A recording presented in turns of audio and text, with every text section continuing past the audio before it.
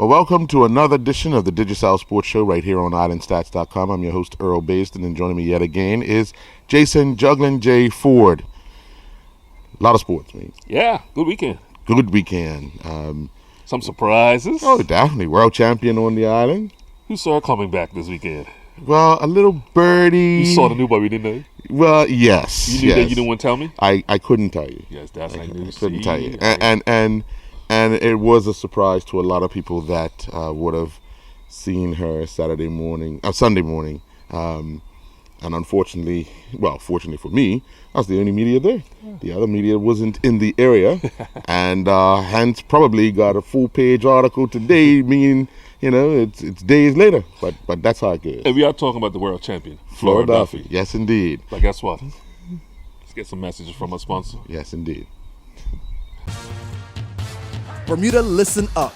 D-Music is here exclusively for Digicel customers. Open up a world of music at your fingertips and access millions of songs from free. With D-Music, you can easily search for your favorite artists and create playlists to fit your lifestyle. Plus, you have the option to download music to your device so you can find a song for any moment, even when offline. D-Music comes with 1 gig of free data to stream and download songs without it impacting your data usage. That's 32 hours worth of music. Visit us in-store or online to see how you can get D-Music today. Well, Jay had the opportunity to speak with the world champion. World champion. But first, Tokyo. The Tokyo Triathlon, one of Flora's sponsors. Mm-hmm. Held their meet on Sunday in the Hamilton Harbor, Front Street, and the like. They had a number of staff out marshalling the course, but I think many people, the buzz was around. When I arrived, people were like, okay, let's just get this over and done with. And then there was some whispers in the dark, I would say, that Flora was going to be part of a team that consists of Ashley Estwanek riding the bike, yes, and Martina Olszewski-Bell doing the running. Funny enough, Flora kept herself kind of low-key for a while, but then when the kids spotted and the adults spotted her, it became a major attraction. But she stayed focused in the swim, getting a huge lead for her team. Mm-hmm. Ashley then put the hammer down on the bike, mm-hmm, and Martina came through. But also Karen Smith and Matt Thompson. Thompson winning his first senior triathlon. He was delighted after the race. Mm-hmm. Karen Smith, who has done 3 triathlons in 3 weeks. Yeah. Iron Woman. Basically. Again, there. She done a Ironman 70.3 3 weeks ago, mm-hmm, done a sprint triathlon last week, mm-hmm, and then came to Bermuda to do a sprint triathlon.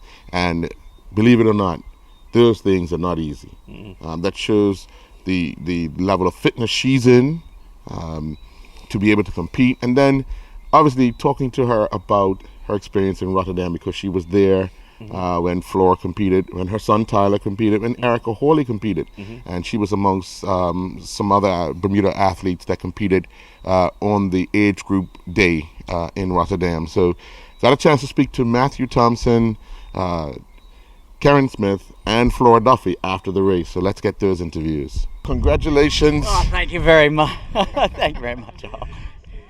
You come out of the water, bit of a spill.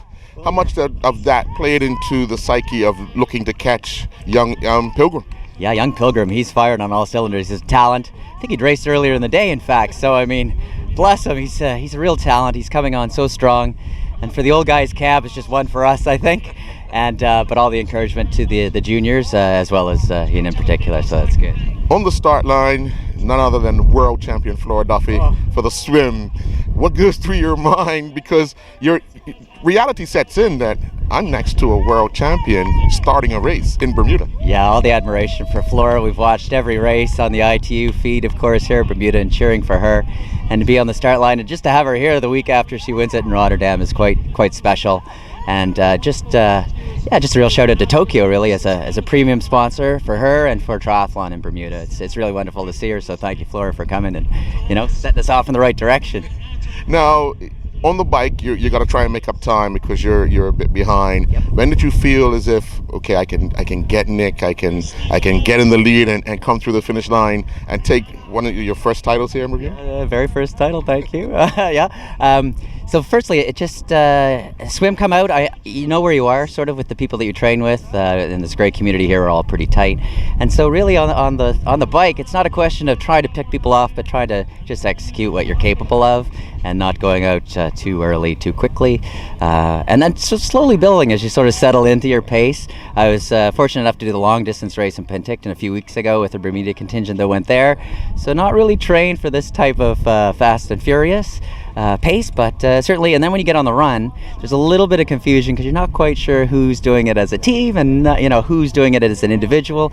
And so certainly you start looking forward, and there's not many. But then once you get into the second and third lap, there's just a whole bunch of people around, and it just falls where it falls. So you just kind of come in and take a bow. So yeah, it was a really special day. Thanks. All right, well, congratulations. And now, because this is the first one for the year, you're the man to beat. That's a little daunting. We'll see what we do. Thank you very much. Well, Karen, congratulations, but 3 tough events in 3 weeks. Yeah. How do you feel at the end of it? Oh, I'm relieved that it's finished now. There's no more events on the near horizon anyway. So, yeah. Well, you started off with an Ironman, It was 70.3 Ironman. Yeah. Then you do a sprint triathlon. Yes. And now you're doing this today. Another sprint triathlon. Another sprint. When you look back, all the work that you've put in, do you feel as if just reward is today? No, I think it's been, the reward is the process. It's not the outcome of any one particular race, but it's the process of getting fitter and getting stronger and getting back to where I want to be. So it's not one particular race that defines anybody as to who they are, what they do. It's just it's a process for me. Now you get on the start line today, interesting race, you set out, and it's kind of difficult to work out because you don't know when you come out of the water who's in front, who's behind. But on the bike you sort of take an assess of the situation. When did you feel comfortable enough to say, you know what, let's keep this pace, let's just stay on the bike and then execute the run? This is a tricky course because with 5 laps, you don't really know who's on what lap or if you're passing someone or behind someone or where you are. But I kind of just get into my zone and just try to work at my effort level as opposed to let external influences figure out how hard I need to work. I just kind of go within and figure out from my effort level what I need to do. Well, you had an opportunity to compete on the same course as Flora and as Tyler last week, and he actually raced yesterday, but a sense of what it was like, what the atmosphere was like in Rotterdam for you, first experience in their race, and then the next day you won the course.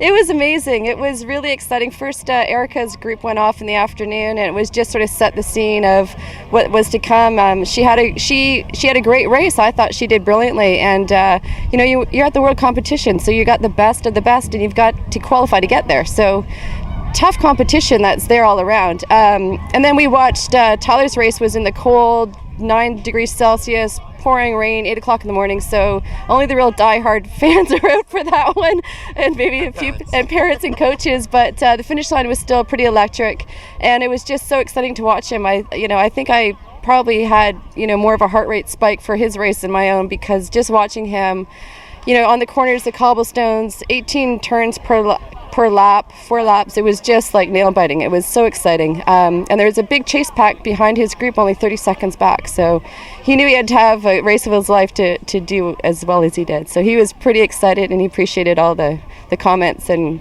congratulations from Bermuda for him. Now, did that make you want to also kind of do well, because you the tune was set, as you said, by Erica, and then you see Flora and Tyler. Does that set the tune for yourself?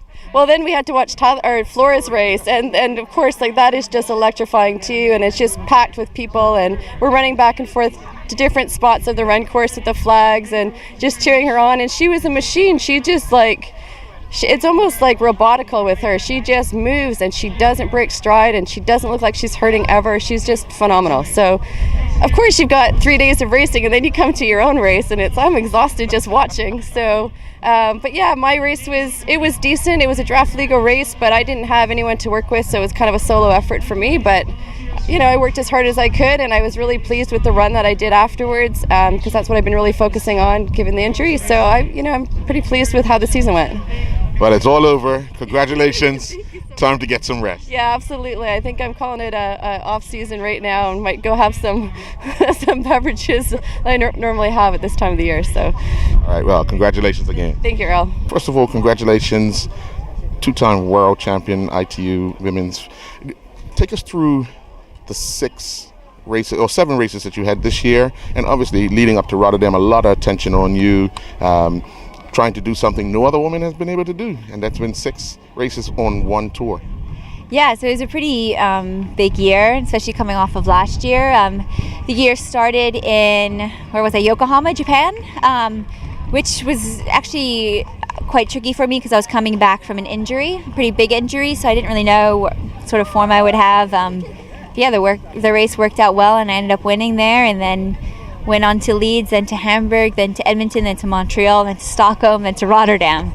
Of course, going into the grand final, it was big pressure and expectation, and a lot of people looking at me because of the year I'd had, and so it was very special to race that way and to win the grand final and then to win the overall. Now, to handle that pressure, some would say it's a great job, but how do you channel that? Because when one's number one in the world and everyone's gunning for them, it becomes a lot of pressure on the individual to make sure that they stay focused, stay calm, keep things under control. How did you manage? Yeah, I mean, it's a lot of pressure. I mean, not just from people watching you, but of course sponsors. They invest in you a lot and want you to perform, and for me, it's something I've had to learn to deal with and manage, and I think I'm slowly getting there with it. It is difficult, but it's part of being a professional athlete. So if you can't manage that, then you need to get a different job.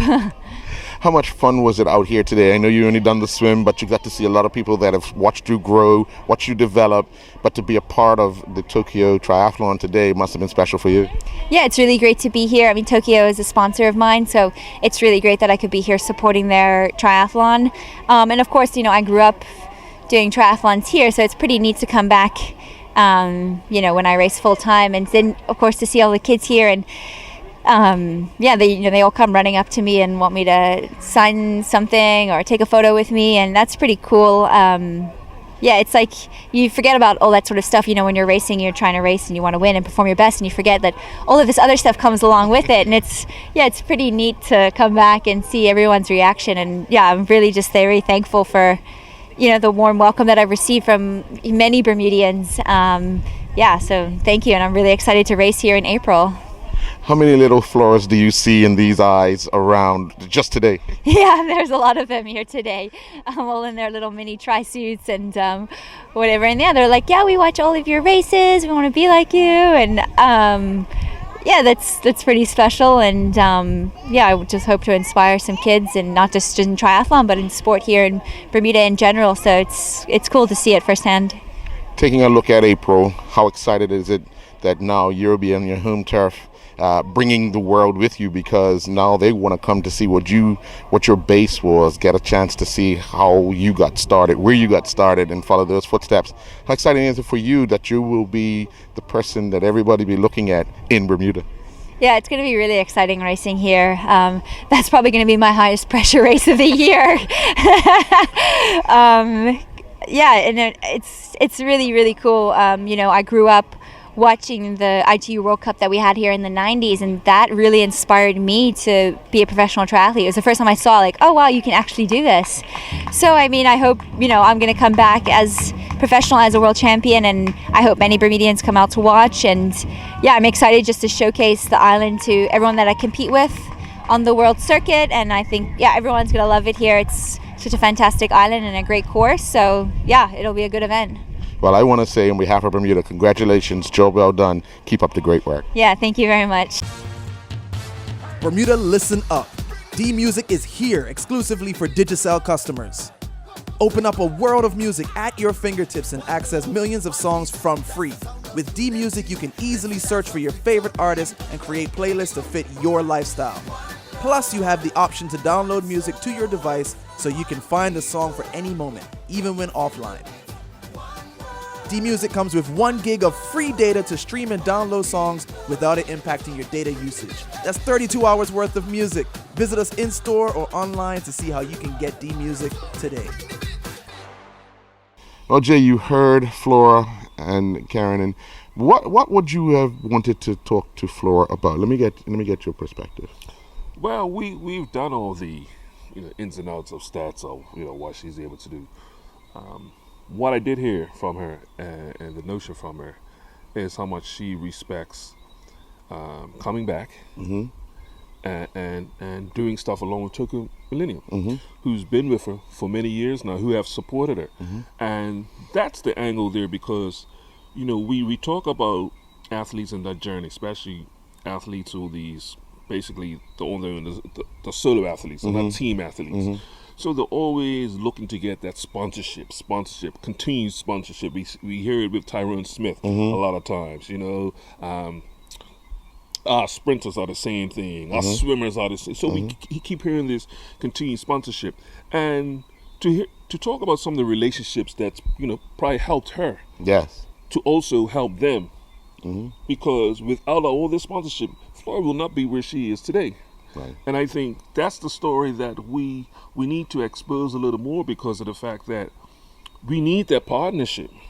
We are an island with limited resources, let's be honest. We have limited resources. Yes. So we got to try to get everything we can out of whatever resources we have. And for Tokyo Millennium to always, to have her back, and her to say, you know what, well, I will be back. If I'm off, I'm coming back to do something like this. And you can see the appreciation from the kids now, because the kids want the autographs. They want to sign something, sign my helmet, sign something. Yeah. But that's something that, growing up, she probably would have never thought would ever happen to her on the island. Right. Because we, as Bermudas, we're not one to... We just want to compete. But even as fans, we don't... I could do Mike Watson, but But I'm not running up to Mary to say, hey, can I get you? Right. In other nations, you see that often. Right. Our heroes, our sporting heroes, are really not decorated here on the island. So that's what she gets out of. Now, all around the world, she's treated like that. Yes. Yeah. You saying that, I just was privy to a celebration, and it was a number of years ago that Gina Swankson won Miss Bermuda. Miss World. Miss World, I'm sorry. Right. Miss Bermuda too. Right, yeah. Miss Universe was a young lady from Trinidad, Janelle Camisio. Believe it or not, this past weekend, she was honored with a street in her name in Trinidad. Wow. So that's how others celebrate their, not only athlete, but their people, that we don't spend that time. Now we find out that Work Academy have named their pool after Flora. That's a small token of appreciation. But as a country, we need to start making sure that our not only sporting athletes, but our heroes that go out and make sure that Bermuda's name is out there on a regular basis, not in a negative way, but in a positive way. And we need to start looking at ways that, it doesn't cost a whole bunch of money to name a street after someone. We saw that with Clyde Pass. But look how long it took. Well, yeah. So you're absolutely right. And these are the things, like you said, it's not going to cost. Yeah. Always sometimes, it's going to probably cost us. It's not going to cost. No. So unfortunately, hopefully we can, this is, I won't say a start because it has started already, but I think we can continue to do this. But I think the story has to be told more. Right. When I even think about Troy Darrell. Yeah. The story really hasn't been told. Right. A generation of boxers came through because they saw Troy Darrell on TV. That's right. Yeah. There's going to be a next generation of people, kids in triathlon because of Flora Duffy. Yeah, without a doubt. Yeah. These things happen. So I think we need to tell more of these stories. And we love covering the stats side of it because that's what we are. Right. But the story, I think, is that we don't tell as much as we should. Definitely. Well, let's change gears a little bit. This past weekend was the start of the league season. Just so everyone knows, it's 7-7. Yeah, 7-7. 7-7. Yeah, gotta give you a chance. Huh? Gotta give you a chance. Were you surprised at some of the results? I know you were surprised at the one at BAA Field. Of course I Not was. only on Saturday night, but also Of course I on was. Sunday. And a surprise. Okay, well, no, let me rephrase that. Initially, yes. But if you listen to my comments a couple of shows ago, what to expect early in the season, I told you can get some big scores. A lot of inconsistency because of team's fitness. So there's different things that could possibly happen. Right. Obviously, we haven't gotten around to see all the teams play yet. Yeah. We don't know all the training camps. Right. Right. We don't know who came into the league injured. So there's a lot of times and it's hot. Well, yeah.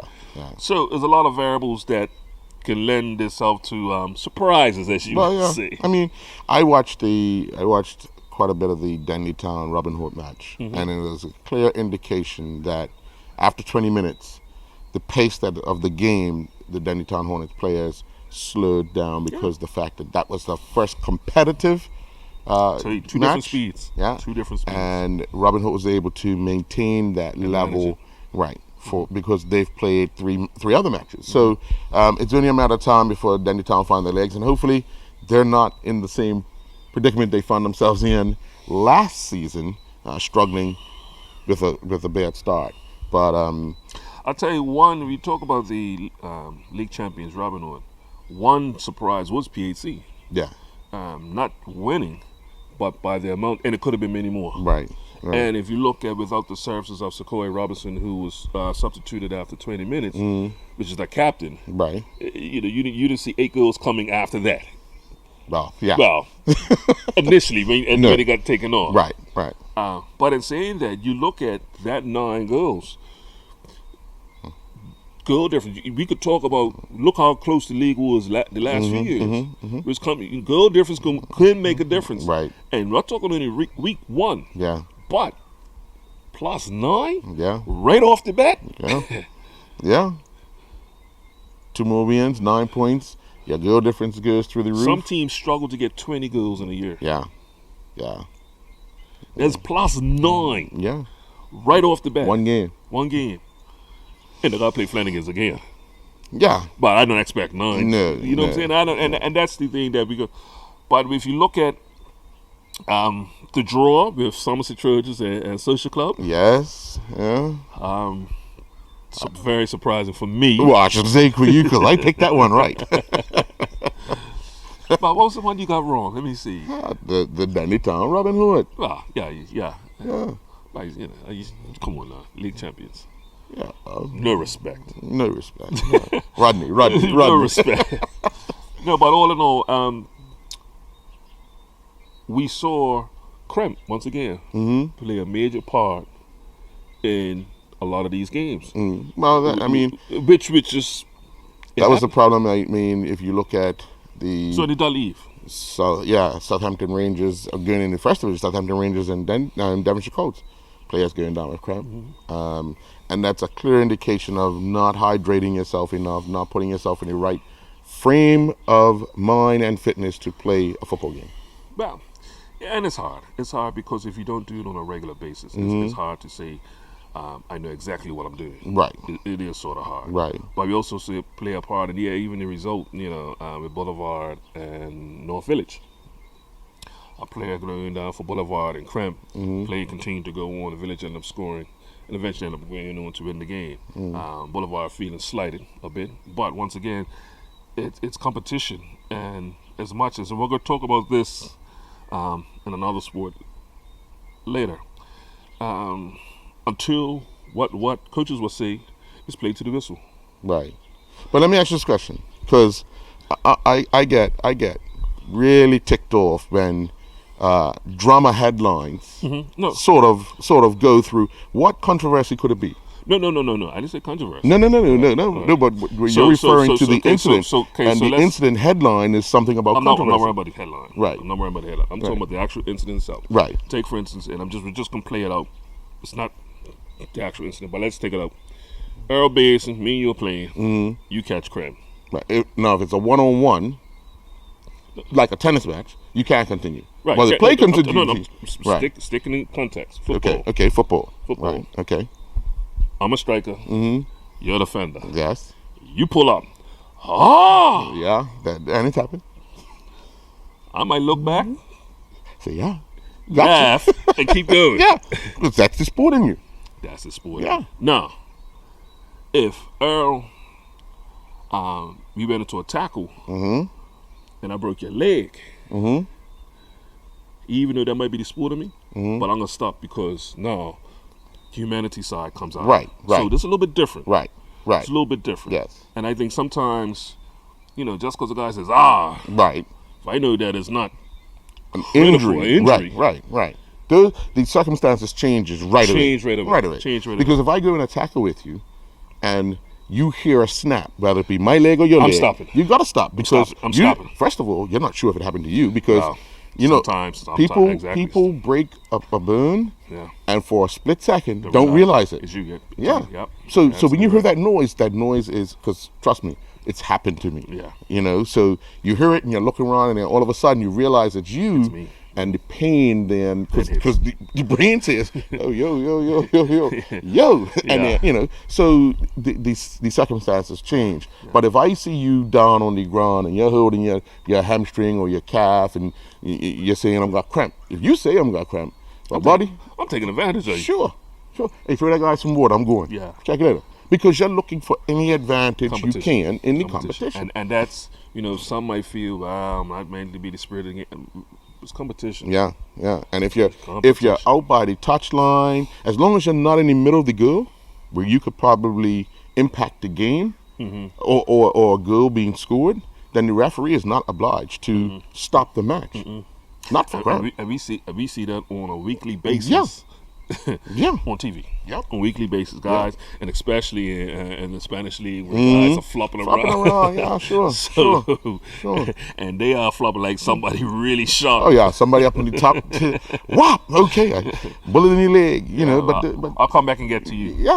Yeah. So, but in saying that, like I said, I don't really concentrate on headlines. It's just the actual situation. Right. And the coach will say, even though he might be mad at he didn't kick the ball out, play to the whistle. Yeah. And the thing is, let me show you. Hypothetically, they had a player sent off. You're playing player man. Yeah. So don't blame the fact that one of your players are down with cramp. You got to deal with the situation and defend the goal. All 11 guys didn't come forward, Yeah. of the team. Yeah. And if somebody was free, why didn't somebody drop off? Yeah, it's we look for the easy way out. We constantly blame the one person we could always blame, and that's the match official. Yeah. And it's unfortunate that they take it and move on. So now the next game, the first thing, the Boulevard fans are gonna be on him. Yeah. And I have conversations with different people, and I say it's human nature. So guess what happens when I walk in the gate if I'm the referee, and that happened to me the next time I'm playing. The first time the fans start chopping off, I don't intentionally do it, but guess what? When it's 60-40, play on. See that's why you're not a referee. Well, but that's human nature. But human nature, yeah. That's human nature because I can't. And you'll probably get a lot of referees saying, "No, I don't think like that. I don't do like that." Actions speak louder than words. Discipline and different strokes with different folks. Yeah. Some referees, it's just talk. Yeah. And for them, they enjoy the battle. They must enjoy it just as much as. Oh yeah. You're barking at me. Cool. Yeah. That's what I'm getting paid. You're not. Right. They still. and I could blow my whistle to make you get louder. That's right. Yeah. So it can go both ways. But no, I just think that early in the season, until these players get their game legs, you can see some scores. Yeah. Or some surprises that we saw this weekend. Well, I mean, you look at Crossroads and Devonshire Cougars. Crossroads for 70 minutes, hung deep. Even saved, goalkeeper saving a penalty. Yeah. Unfortunately, they went down 1-0, then had a man sent off, and lose the game 2-0. But I'm pretty sure they would walk away from that match feeling good about the situation now that they've got that one game under their belt. All the nerves are out. Now it's time to play football. Their next match, Robin Hood, which again will be no pressure on them because Robin Hood's the defending champions. Anything, a point out of that is a win for them. Right. So they have to look at baby steps now they're one game down, 2 girls at Gangs, Social Club, and Somerset have a point because they drew. But as long as they can keep those 2 teams and Flanagan's in their sights, because I think that it's going to come down to those 4 teams struggling. And you said that, Earl. I think there is once again going to be 2 battles. Mm-hmm. One at the top of the table. Yes. We talked about last show. We talked about the favorites. Mm-hmm. But who's going down? I think it's going to probably be even a closer battle. Oh yeah. Because it could be one of 5 teams. One of 5 teams. I think Boulevard might be able to pull up because they have a goal scorer. Yeah, but we talked about goal scorers, but I think we failed to keep mentioning the lack of good goalkeepers. Well, that too. And that's what's a big detriment to a lot of these Well, teams. Crossroads won't have that problem. They have a recognized goalkeeper. Mm-hmm, mm-hmm. Social Club, it leaves a lot to desire. Flanagan's, you better get to see, I mean, Boulevard's goalkeeper's young. Yeah. Somerset's goalkeeper's young until Shaquille gets back in. So. But looking at Somerset, they've played for 3 games, yet to score a goal. Yeah. And that's why I say they're in the argument of relegation, because if you were losing but scoring, yes. And why you say you're surprised? We're surprised because they still have the likes of Leo Burgess. Yeah. J.S. Rattery Smith. Right. That these guys can really torment Mm-hmm. any backline on a given day. But when things are not getting right, mate. So it's going to be some interesting things up at Silver City. Brass City. Brass. Yeah, brass. See, it's so disrespectful today. Huh? What they won last? Something St. George's haven't won. What's that? Some silverware. I thought you were talking football. See how you wanted to stay in the context of one sport, but then you bounced to another sport? Silver City. And I said brass. Here we go again. They got silverware in the cabinet? Now on to the next sport. But first, actually, let's take a commercial break. Open up a world of music at your fingertips and access millions of songs from free with D-Music, exclusively from Digicel. With D-Music, you can stream and download songs and create playlists of your favorite artists to fit your lifestyle. Whether you're working out at the gym, getting ready for a Friday night, or just chilling at home, D-Music comes with 1 gig of free data to stream and download songs without it impacting your data usage. That's 32 hours worth of music. Visit us in-store or online to see how you can get D-Music today. Well, Jay, on Saturday and Sunday at St. John's Field, Champions of champions. cricket season came to an end. Thank God. I said that. I said it. But let's talk Saturday. Southampton Rangers and Bailey's Bay, the Eastern County champions and the Western County champions, took to the field. Southampton Rangers, only with 10 men, managed to restrict and bowl Bailey's Bay out for 138. I felt it was a remarkable accomplishment for them to be able to restrict Bailey's Bay with their and we know Bailey's Bay have some explosive players at times, but 138. I said that was a target they can comfortably get, but unfortunately in the game of cricket, that's how it goes sometimes. Well, I'll tell you, if you looked at the lineups, Yeah. you just mentioned 138 is I think that was all the energy. Yeah. Some of the old guys who got called out.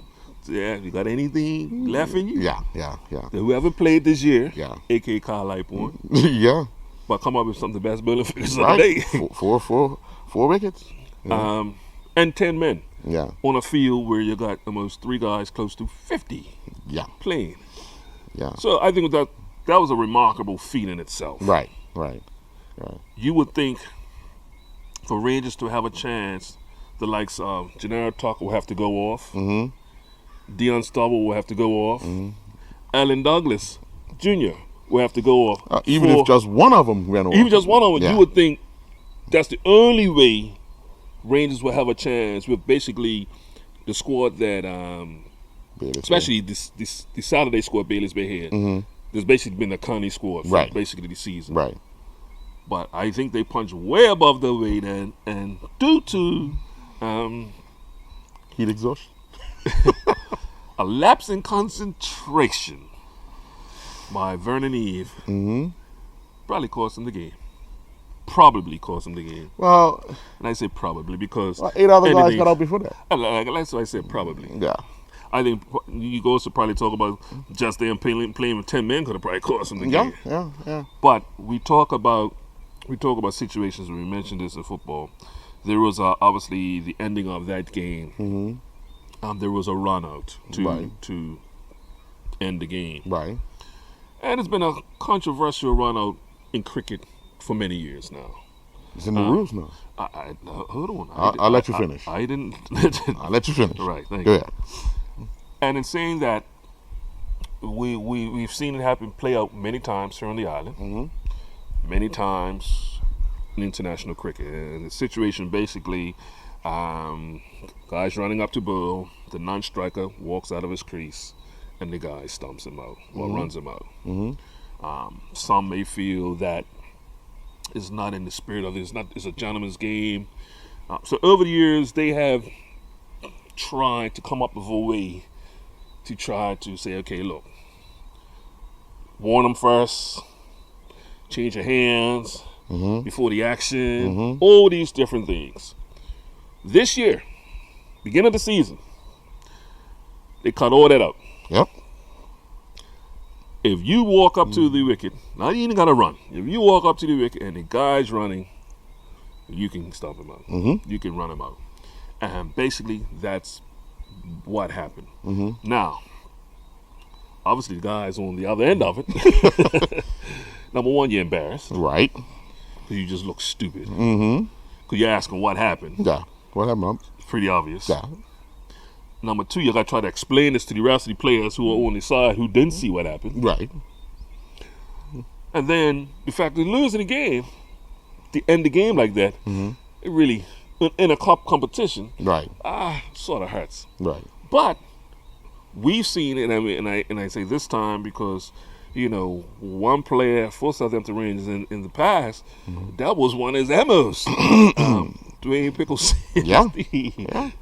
And we've seen the likes of other players today. Nero, Malachi. So Malachi doing an international tournament down in St. Davis. Yeah. I want to say it was against Omen. But one of those teams down there, and at the time, they didn't like it. Right. They didn't like it. There's any rules? But it was in the rules. So we've seen Deion Stavros done. Yeah. Obviously, when it's done against you, you feel slighted. But in saying that, it's in the rules. And we talked about this, not only in football and cricket, prior to the season, when the ICC or FIFA comes out with amended rules, it's imperative that everybody knows those rules because sure enough, there's going to be an incident during the year that is going to happen. And you would think the slightest something like that, that probably won't happen this year. Right. Sure enough, look what happens. Sure. But Jay, we had a talk about that scenario, and here lies one of the issues that could creep up in it. In league cricket, there are extra points for wins. If you build a team out, if they score less than 250, if you inflict a run out. So when teams want to try and get 16 points from one game, a run out is one of the hardest things to get. So if you got the opportunity, that's a point in your bag. So teams leading through the season are looking for that batsman that the non-striker's in for that one lapse of concentration. And if you're able to do it, you do it. Now, cup game. But because that's been something I've been looking at all season and the opportunity arises, my team has 138. This team has 134. This is the last wicket. They've been in. They've gotten 9 runs, right? The last wicket got 9 runs. I need to get a wicket. Okay. I run into Bill the first one. I look, I see, okay, he's not paying attention. He thinks I'm not paying attention. I run in Bill the second one. But the third time around, check it in. And we talked about it, like I said, we talked about it with football. It's competition. Yeah. Competition. Now afterwards, we all sit around and laugh about it. Oh yeah. But you know what? Initially, you're gonna have that heated initially, exchange. I'm gonna cuss you out. I'm gonna Yeah, cuss you something, yeah. man. But- How could you run me out? That's the lowest thing you could have done. You have to try to, and what we'll say, you have to cheat me out. Yeah. But guess But what? in actual fact, I would turn around and say, well, if you got the opportunity, you'd have done the same thing. And then you laugh because you say, absolutely you're right. You're right. Absolutely You're right. No, you don't like it Yeah. because of what's at stake. But at the end of the day, it's all part of the rules. And technically, it goes down as run out. And simple as that. It goes down as run out. Now, if you and I weren't there or anybody from any reporter wasn't there, it would just be run out because you'll see the scorecard. Yeah. That's it. Yeah. Until somebody tell you what the scenario was, Yep. You're absolutely right. it'll just been a run out. You know, so those are the type of things that people have to understand what to understand and what the rules are of the game. And obviously, when you start putting controversy in this, controversy in that, But see, you gotta understand that's a headline, and when you know, in journalism, sometimes if you need that. you used controversy Some in use- 2 different sports that within the rules made you look like you don't know what you're doing. Well, Honest to God, the 2 scenarios, yeah. right, are within the rules of the game, Yeah. but you said it's a controversy. Yeah. And that and you believe, it's more displeasure than controversy, right? but yeah. Well, you know what? Different use. Whatever. But going on to day 2, the finals. Yeah, the finals. Western Stars then met Bailey's Bay on the Sunday. Don't know why, but they changed the wicket. Maybe they thought they can get more runs. They only got 102. Yeah. And But let's think also another depleted team of sort. And I say that because Kirby, you ain't played, a handful of games all season. but he's played for him, and he played all the games with the exception of one, I think, for Central Counties. Yeah. So but realistically, we all knew that that first round, the Saturday game, the favorites will come out. Yeah. Now, what surprised me was the fact that I don't think the 102 in 35 or close to 40 overs was a result of good bowling, because whilst you got to see the video, at sometimes the bowler was just throwing the ball up and the batsman would not go after the bowler. And I've said this many times. Sometimes, even as a fan watching sports, sometimes we could probably question. But we don't know what the plan is. Exactly. Right. You just said it. Yeah. We could question the strategy. We could question so many different things. But if they were given a plan and they executed that plan, you're still thinking, what the hell are you doing? But if they executed the plan, then that might have been what the objective was in that match. Right. And sometimes we, as a fan, we want to see aggression. We want to see, Right. We want to see the excitement. But sometimes it might be saying, you know what, today, I need you to stand up and bat for an hour. I don't care how many runs you get, just stand up and bat for an hour. Right. Let me see if you're capable of standing up and batting for an hour. And we say that because in cricket, we've seen that lack of strategy. I say lack of strategy. Happen within Eastern Counties. Right. Happen within Cup match. For somebody to go out there and bat for an hour. I don't care how many runs you make. Right. Go bat. So we don't know what. I'm not privy to these ongoing, strategies that these coaches have. But in saying that, I mean, we will obviously as pundits or media, we always question because we see a slow over rate. Right. Very slow. Very. So we will say, well, could it be the wicket? Could it be the ball really beating the bat? Could it Right. be some great bowling? Right. Could it be some bad batting? Some rash shots? Just not time the ball? Right. So many different things. But it just might be the fact that, hey, that's the plan they wanted to go with. Right. So Right. it's doesn't make a great game to watch? Right. Probably no. Right. Well, Bailey's Bay ended the season with 2 trophies. Yeah. And I think, we don't take up all the show of cricket, but I think our next show, we could probably go more into just wrap up cricket in general, because I don't think us giving kudos to Bailey's Bay is going to be enough Right. for 20 seconds that we're about to give them right now. Yeah. Well, Because we'll give we talk cricket about, 40 seconds. right, we're talking about the overall for the yeah, whole season. yeah. And we could talk about some of the ups and downs and some of the highlights that we've seen Right. over this cricket season. We could do that on another show. Sure. We That's can do good. that. Congratulations, Bailey's Bay. Yeah. Champions are champions. Yeah. Bermuda, listen up. D-Music is here exclusively for Digicel customers. Open up a world of music at your fingertips and access millions of songs from free. With D-Music, you can easily search for your favorite artists and create playlists to fit your lifestyle. Plus, you have the option to download music to your device so you can find a song for any moment, even when offline. D-Music comes with 1 gig of free data to stream and download songs without it impacting your data usage. That's 32 hours worth of music. Visit us in-store or online to see how you can get D-Music today. Well, Jay, I know you would have been very interested to find out that Bermuda will be playing in the New York Field Hockey League. We have a team that will travel every Saturday for the next few weeks to play 2 games on a Sunday and then come right back home. They played their first weekend, ended up with a split, lost their first game, a lot down to jitters, but then came away with a 3-0 win. I got a chance to speak with the brainchild and organizer for the Bermuda team, Mark Mallow, as well as 2 other players, the captains on this Bermuda team. Let's get those interviews.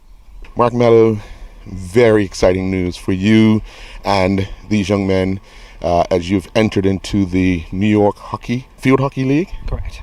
Yes, Earl, we've entered into the New York Field Hockey League. We're actually doing it as a partnership with the New York Islanders Field Hockey Club. They've partnered with us to allow us to enter a team with them, a second team into their league. And so we'll be participating in a 14-game league at various points throughout the year, between now and November, and then again from April until May. And we'll get to play in the New York League. So it's actually quite exciting. Well, it must be interesting because you actually have to travel each weekend during the dates that you said, or the period that you said, to compete. How does that come about?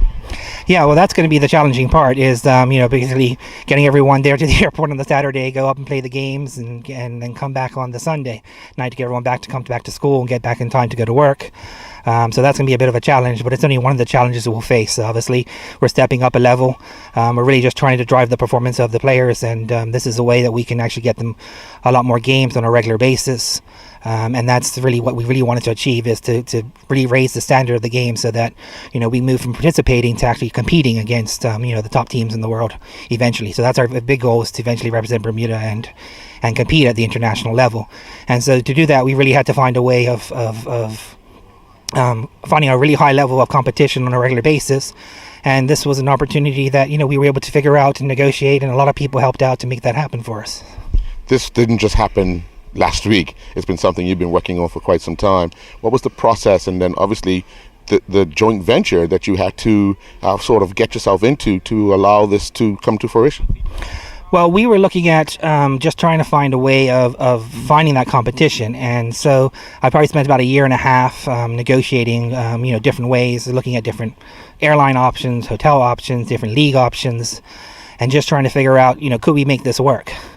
Obviously, we needed cooperation from the league, because we obviously needed the games to be at certain times of the day so that we could play them earlier and then get on the plane as soon as we're finished the game and get back to Bermuda in time. So that's been a really challenge for us to make sure that happened, but everyone was very cooperative.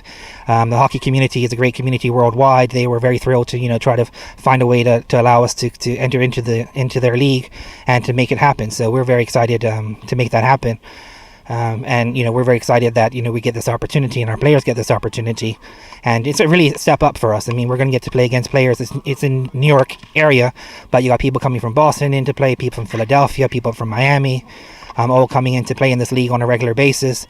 And then New York is metropolitan, so you're getting players from people that trained in Australia or people that trained in the Netherlands, in England, the top places in the world that play hockey. So it's really, really high level. That's going to be our biggest challenge, I think, for the first few weeks, is just getting used to a new style of play, the higher level of competition. Mentally, are we going to be able to step up to handle that? So I think, our first probably 7 or 8 games is really going to be a huge adjustment for us. And our goal is not necessarily to worry so much what the scoreline is going to be the first few games. It's really just be able to, can we step up our level? Can we mentally prepare ourselves to handle the competition that we're going to face? And can we hang in there? All right, well, good luck, and we'll be in touch with how you make out after the first weekend, which is this weekend, Yes. and then we'll take it from there. Great. Thank you, Earl. Well, Donnie, big adventure coming up for you as a leader of this team. What are you hoping to accomplish first out of the bat? Really, it's just to get the experience for the youth that are up and coming in the Bermuda Hockey Academy. That is the main goal, is to get the experience, to get that competition that Bermudians need to excel. Unfortunately, we don't get the high-level competition on the island, so we do have to travel and venture overseas. How does this set you up? Because you actually umpire at a high level, so you know what to expect when you talk about a high level of competition. What are you hoping these guys learn about the game itself playing at this level and not to get discouraged? I hope they learn how to be more tactical when it comes to playing hockey. They have the basic skills, but it's just moving beyond that threshold that Bermudians get stuck at normally. So hopefully by going away and competing at the higher level, we learn how to play high level. So that is the key. Now, on a personal note for you, I just mentioned the fact that you umpire. What was your last assignment, and where do you hope to go from or take it from here?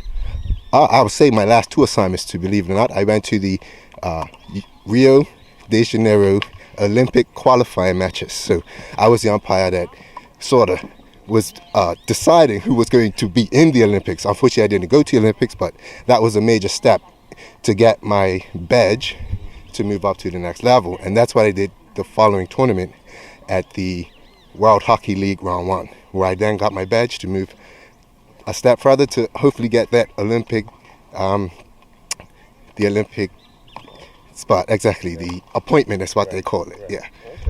Now, obviously, there's things to go along the way. Have they been in touch with you to see if you're available for anything in 2017 or 2018?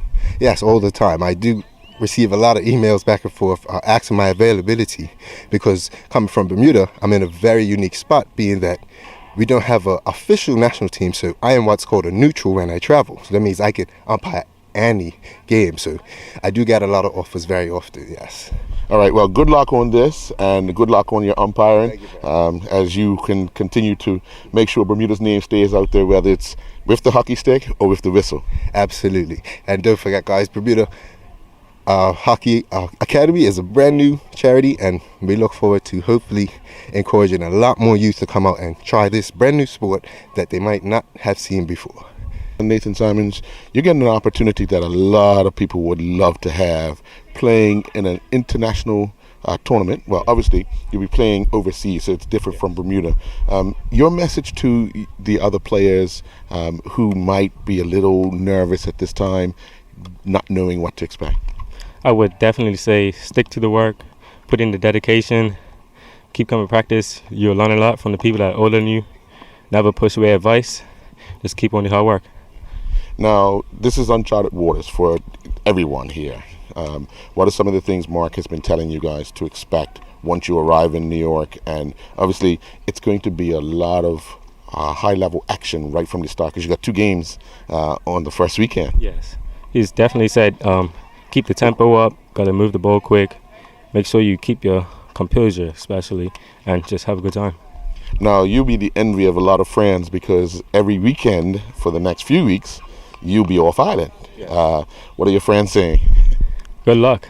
Definitely good luck. And try not to get hurt. Have a good time. All right, well, good luck to you guys, and I'll come and see you when you return in your next training session to see how you made out over the weekend. All right, good luck. Thank you. Bermuda, listen up. D-Music is here exclusively for Digicel customers. Open up a world of music at your fingertips and access millions of songs from free. With D-Music, you can easily search for your favorite artists and create playlists to fit your lifestyle. Plus, you have the option to download music to your device so you can find a song for any moment, even when offline. D-Music comes with 1 gig of free data to stream and download songs without it impacting your data usage. That's 32 hours worth of music. Visit us in-store or online to see how you can get D-Music today. Well, Jay, youngsters getting an opportunity, mixed with some senior players, to get exposure internationally. When I say international, I mean you're playing against people you don't know against. So your level of the game is going to increase, just as we saw years ago when in cricket, when we had the police team, we had nationals, we had, leg trappers and stuff like that. But just playing a different style of game, playing different competition must improve your game automatically, wouldn't you think? Well, we talked about it in even other sports. This is a very unique situation because not just playing the games, but we talk many times of the things outside of the game. The thing that leads to game time is now you're including traveling now. You're including jet lag and fitness and eating and staying and transportation, where before you just had to make sure you got up to National Sports Center from wherever you stay. Right.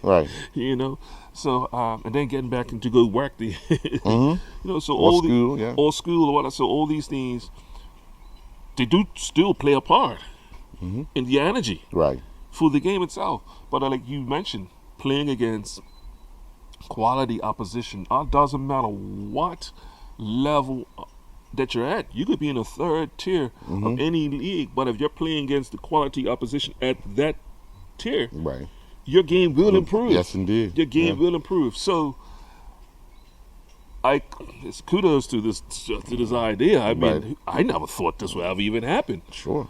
But a unique situation has come about, and they look like they've done a lot of work, research, and putting some resources. Yes. We talked about that with Tokyo Millennium because it takes money. Yes, indeed. To make it happen and be sustainable, and that would then my hope would be that it is sustainable because you don't want to see, which we see many times, athletes get to a certain area, we start getting some momentum of I won't say greatness, but momentum of getting to a higher level. Right. And then the resources get cut in. Okay. Back to regular Joe. Yeah, back to what we're gonna do now. Yeah. So hopefully, and I'm optimistic that the resources will stay in place, and this could be just a start, where it might be a second team. Right. May be able to go. Right. So this is something that hopefully they keep up with, and good luck, guys. Yeah. Well, staying with the sport of hockey, this weekend coming up, and we'll talk about it more on Thursday, the Bermuda Classic Hockey Tournament will take place at the PCC Hockey Rink. And again, on Thursday, we'll talk more about that because play does get underway on Thursday. Schedule's been released, so we're looking forward to a weekend of some 40-odd players coming in from from overseas. And this is a prelude to next year's Masters tournament. It's just to work out logistics and all, but again, on Thursday, we'll have more about the international tournament that will take place at PCC this coming weekend. But Jay, on behalf of Islandstats and myself and you, we want to say thank you to Digicel. Yes. For continued sponsorship of the Digicel Sports Show right here on Islandstats. Have a good night. That's all you got to say today? That's all I'm going to say. Hey, big up to Delray. We'll talk more about Delray on Thursday.